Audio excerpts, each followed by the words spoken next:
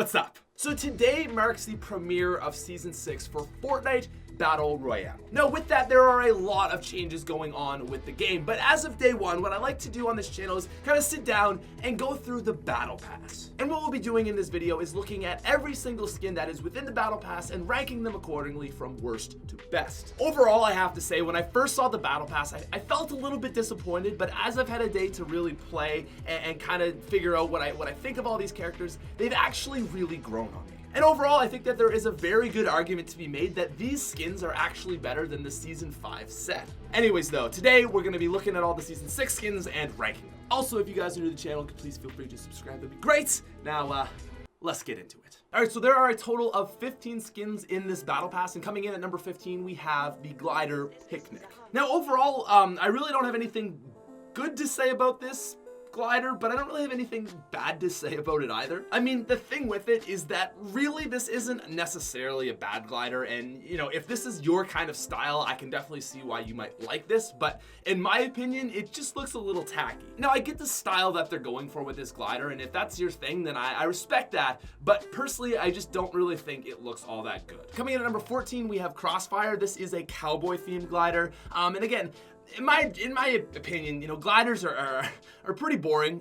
It's Season 6, you know, you're not going to be getting anything absolutely groundbreaking when it comes to just basic gliders. And while this is definitely better than Picnic and it's kind of clean looking, it's not very special. At number 13, we have the Smash Up Pickaxe, which is part of the DJ Llama set. Now, in my opinion, this is something it's not overly good. It's not so much that I dislike the aesthetics of this pickaxe. It's mostly just the fact that I wouldn't use it. It's kind of a weird idea for a pickaxe, and while I do actually think it looks good in practice, it's just not something I would want to use. And at number 12, we have the Covered Crusader, which is a cowboy themed glider.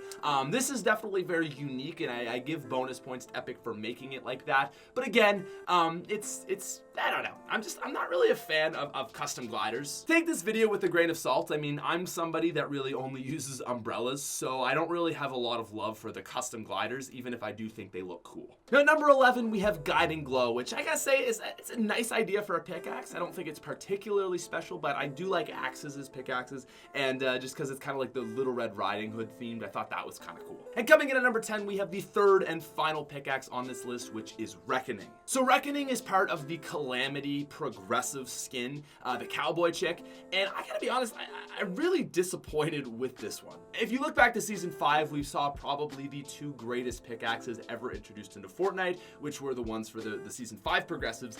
Permafrost and Drift were definitely a lot to live up to, but honestly, in my opinion, this pickaxe is just nowhere's close. All right, now moving on to our number 9 spot, we're kind of getting into it now. This is the first actual outfit on this list, and it is the red tomato chick. This is the female equivalent to Tomato Head, and I'm kind of disappointed that they threw this in. Putting this in as a Battle Pass skin is kind of the equivalent of Season 5 to making the female Burnout and adding that to the Battle Pass. Like, it just kind of seems a little unoriginal and a little bit lackluster for, you know, your main set of skins. It's also kind of odd because from the front, it's like this Tomato Head, and you're like, oh, I'm gonna rock a Tomato Head skin, but then from the back, it's just like a normal dark agent type skin, and I really don't like it. I think it's kind of unoriginal. I'm really sick of just caring about tomato heads and all these crazy stuff, and it is the lowest ranking outfit on the list. And as a side note, I would probably say it's the only outfit that I particularly actually don't like. Now, coming in at number 8, we have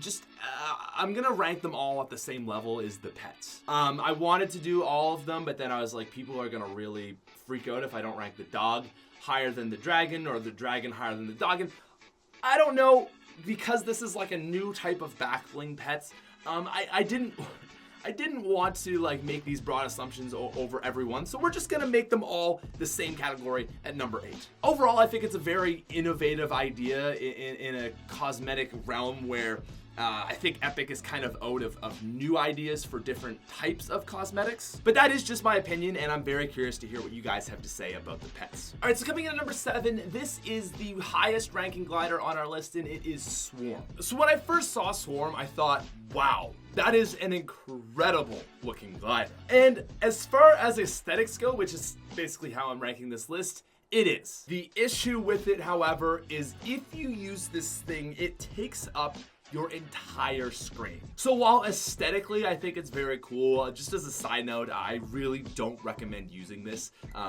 in the game. Now, just as a side note, I chose not to include the trails or back bling in this video just because I feel like they're a little bit like less than important as far as cosmetics go. That being said though, I do gotta say the back blings of season 6, literally like every single one of them are phenomenal. And I really do think this is an area where Epic Games really went all out. But the one that I did want to include because it's very significant is the samurai sword. So this is the first ever time for a tier 100 battle pass skin to come with, that is right, a back bling. And what did they do? But they gave us the samurai sword, and I gotta be honest, I absolutely love it. With that being said, we are now down to our number 5 spot, and the rest of these are just gonna be your skins, like your actual outfits. And coming in at our number 5 spot, this is going to be the DJ Llama. I've been waiting for a llama skin for a very long time, and to go the route of DJ Llama is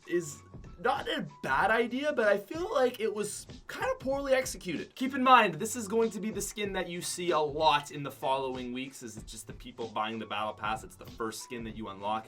But honestly, the DJ Llama is, it's not a bad idea, but I don't love it. It's certainly not a bad skin, and the body looks absolutely awesome, but I'm just a little weirded out by the face. Look at this dude. But again, that is just my opinion, and ultimately, I'm very curious to see what the general community thinks of this skin.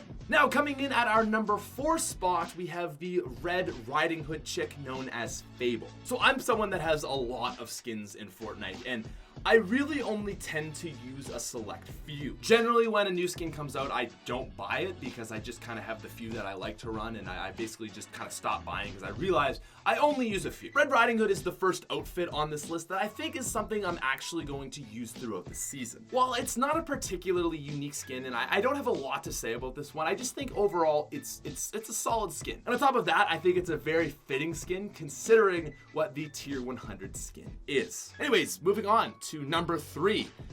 This is a skin that I really like, and this is